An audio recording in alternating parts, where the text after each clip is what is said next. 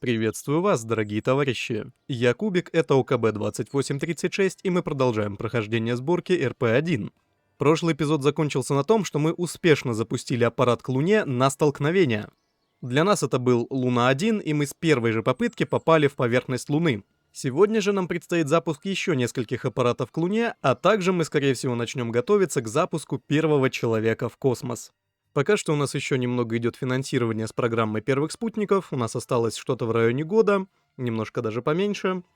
Дожидаемся строительства последней баллистической Р-7 и производим запуск.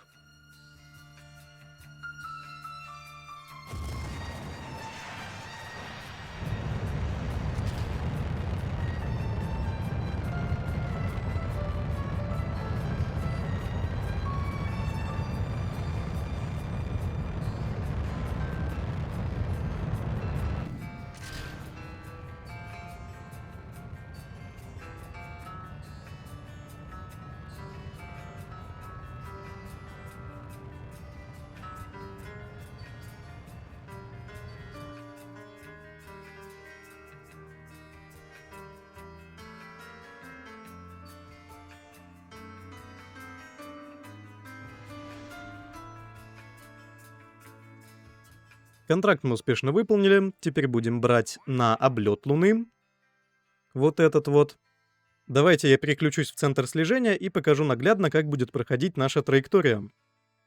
Представим, что мы стартовали абсолютно идентично. Траектория у нас будет проходить как бы с правой стороны Луны, желательно плюс-минус по ее экватору. И потом космический аппарат вернется примерно на 30 тысяч километров обратно к Земле, собственно, для самой передачи данных, потому что здесь у нас связи, скорее всего, не будет. Итак, вот я уже поместил Луну-3 в горшок. Здесь у нас внизу совсем маленькая модификация в виде вот таких вот бачков и двигателей системы ориентации. Это, к слову, о том, как можно упростить полеты к Луне, не выходя на низкую орбиту. И давайте посмотрим, что мы можем настроить в самом космическом аппарате. Так, здесь в планировщике солнечных панелей я поставлю... Пусть будет где-то в районе 149 дней. 90 дней у нас в любом случае будет собирать научные данные на орбите Земли еще. И сколько-то еще займет у нее передача данных. Так, как мы можем заметить, настроить эксперименты мы здесь не можем, у нас здесь только телеметрия. Поставлю, допустим, здесь датчик микрометеоритов. Только поверну его поболее человечески. Так, обязательно включу. Потом здесь у нас должен стоять спектрометр. Тоже его сюда поставлю как-нибудь. Вот пусть что-то вроде того, наверное. Вот так вот сюда. Так, приблизительно сюда я еще хочу разместить счетчик Гейгера. Пусть он тоже как-нибудь здесь располагается. Попробую еще поставить камеру так, как она должна быть. Тоже надо проверить, как она себя будет вести, потому что она как бы утоплена в деталь, и не будет ли она именно шраудед. Хорошо. И давайте это отдельно на орбите в симуляции я сейчас и проверю. Итак, судя по небольшому тесту, все должно работать прекрасно. Еще раз посмотреть, что у нас творится в ступенях. Так, все правильно. Так, естественно, не забыть про оснастку. И вот только теперь ставим в очередь на строительство. Тем временем у нас здесь завершается улучшение здания администрации. Это значит, что у нас большое количество кредитов в день освобождается. Можем поставить найм ученых, скажем, человек до 600. Резервных кредитов пусть будет 1020. Так, по контрактам у нас все взято. Давайте дожидаться строительства ракеты и производить еще один запуск.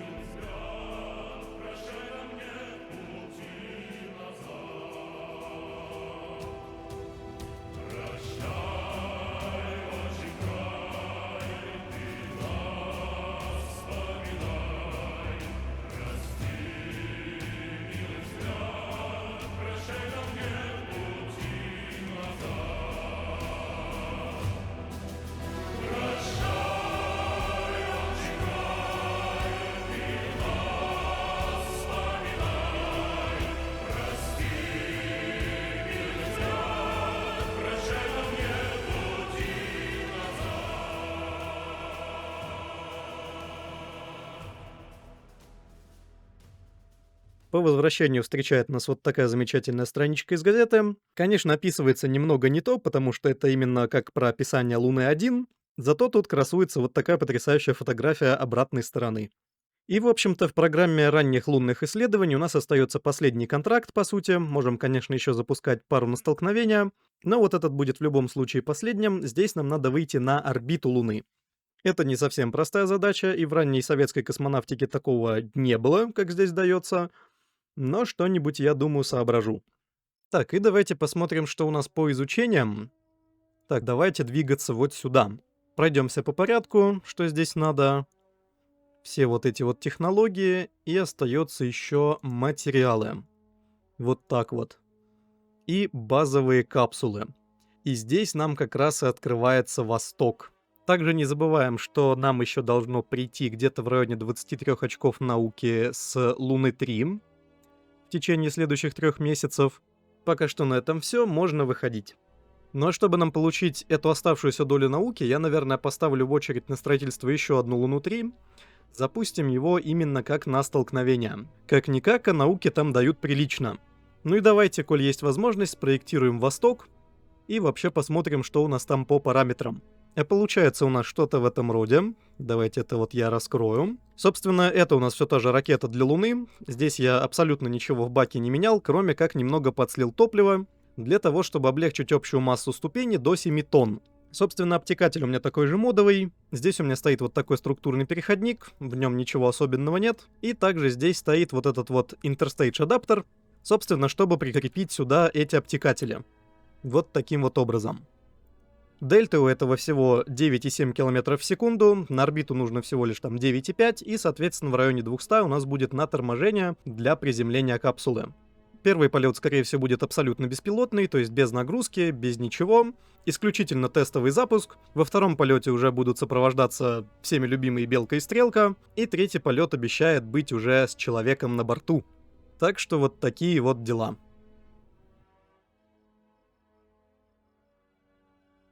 А вот здесь я наблюдал за полетом Луны-3 и внезапно для себя обнаружил, что она настолько далеко отлетала от Земли, что даже сумела собрать науку с солнечной орбиты. Не знаю, везение это или нет, но дополнительные очки науки нам явно не помешают. 38 науки, Карл! И это еще передавать и передавать. Уже в общей сумме Луна-3 принесла 72 единицы науки. Я, по-моему, на этих всех вообще запусках вместе взятых столько не получал. О, пипец. Но 3 июля 1958 года состоялся запуск еще одного аппарата, который направился на столкновение с Луной.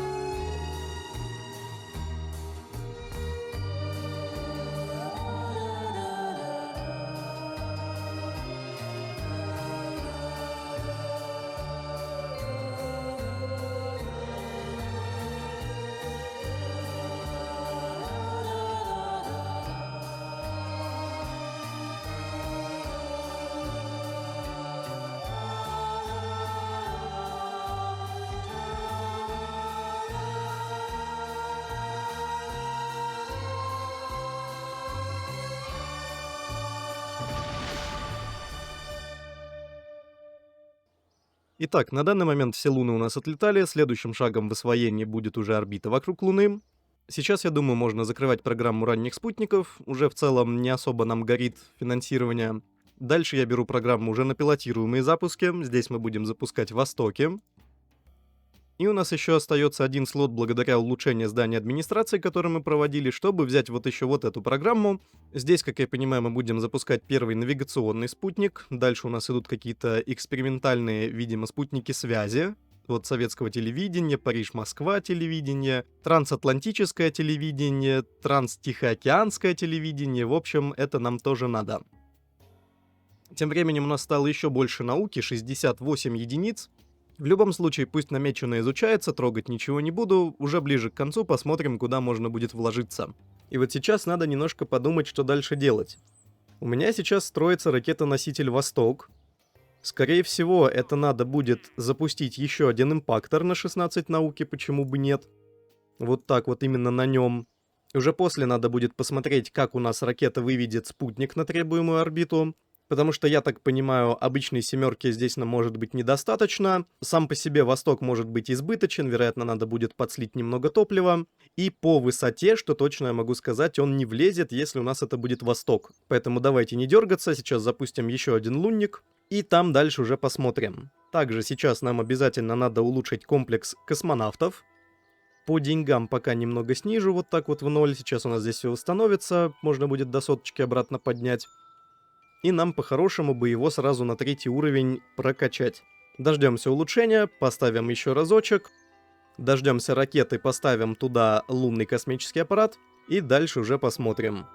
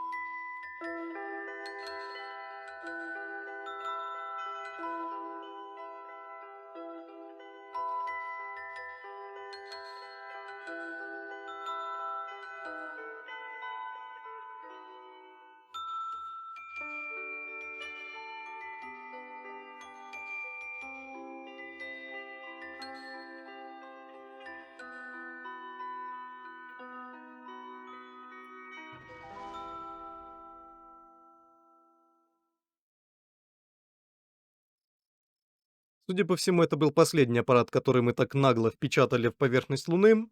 И, к слову сказать, отсутствие контракта это полностью подтверждает, больше нам науки за него не дадут. И у нас здесь остается только орбита вокруг Луны. Ну а сейчас давайте посмотрим, что нам необходимо сделать, чтобы запустить первый навигационный спутник. И здесь же, вероятно, займемся улучшением стартового комплекса.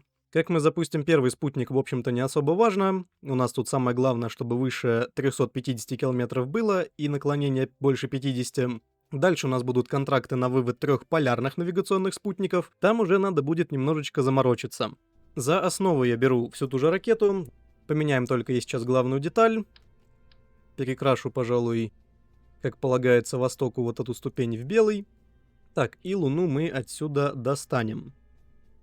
Так, авионика обязательно, пусть остается. А вот это вот можем снять. Далее нам необходимо будет установить адаптер какой-нибудь вот такой вот. Так, по диаметру у нас тут 2,5, его и выставляем. Располагаем здесь сам спутник. Вот таким вот образом. Так, здесь в нем нам нужно совсем немного, нагрузки 50 единиц. Tank Type Navsat, это мы сюда загружаем. Здесь у нас очень много, нам столько не надо. Так, utilization на 1%. И вот этого оборудования пусть будет 51 единица. Не совсем понимаю, зачем я это делаю, потому что не проверял, работает ли 50 ровно 50. Беру на всякий случай. Хотя по-хорошему надо бы. Так, больше нам ничего здесь от него не нужно. Это все у нас закрывается. И давайте сделаем ему сразу же обтекатель. Так, только не яйцом, а давайте вот так вот конусом. Так, и как будто бы просится, во-первых, немножко опустить вот здесь вот пониже. Вот так вот приблизительно. Да, отлично. И я бы хотел увеличить еще немножко ввысь. Так, только, конечно, сколько это все будет весить, интересно. Это уже весит тонну. Так, давайте как-нибудь вот так вот. Высота 35, пусть будет и 3 метра каких-нибудь, вот примерно в этом роде, да. И заблокируем им форму. Вот так вот. Все это можно убирать. Это можно все закрывать. И вот такая вот ракета у нас получается. Остается только навести порядок в ступенях. А то здесь явно что-то не так. Да, все хорошо. Не влазит по высоте, надо немножко модифицировать стартовый комплекс. Давайте это сделаем быстренько. Много времени это не займет, буквально пару недель. Так, закуплю, пожалуй, еще оснастку сразу же и добавлю его в планы. Пожалуй, еще такой последний момент. Не совсем я уверен в том, что нам нужно столько дельты на последней ступени. Поставлю я, скажем, вот так вот совсем-совсем мало, на 2000 пусть будет. Соответственно, основная ракета-носитель выведет нас на приемлемую траекторию, и там уже в апоцентре мы произведем округление. Даже, наверное, я вот так вот 10% сюда бы поставил, и вот так вот будет хорошо. Много нам не надо. Так, и еще один момент пока не забыл. Совсем я упустил вот эту вот технологию, которую нам срочно надо изучить. У нас здесь подрастает эффективность ученых, поэтому что я там изучаю? Примитивные солнечные панели. Это вот эти вот. Значит, вот это я сейчас все отменю. Поставлю обязательно вот эти. И будем спокойно улучшать все остальное. Вот так вот. Вот теперь все будет правильно. И потом, наверное, будем двигаться вот в эти научные приборы. Теперь точно все как надо. Дальше посмотрим. Буду использовать обычный автопилот. Думаю, мы это спокойно вытянем. Вот такие вот параметры. Давайте стартовать.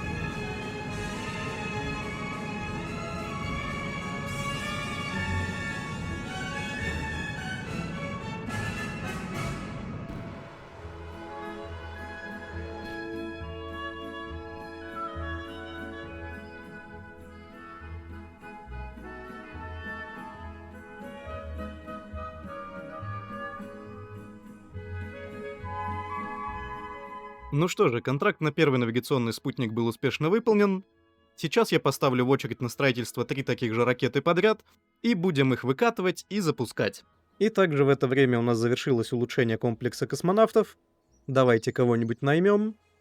Пока что по пилотам немного грустненько, да и какие-то они глупенькие. Наверное, придется немножко подождать других кандидатов.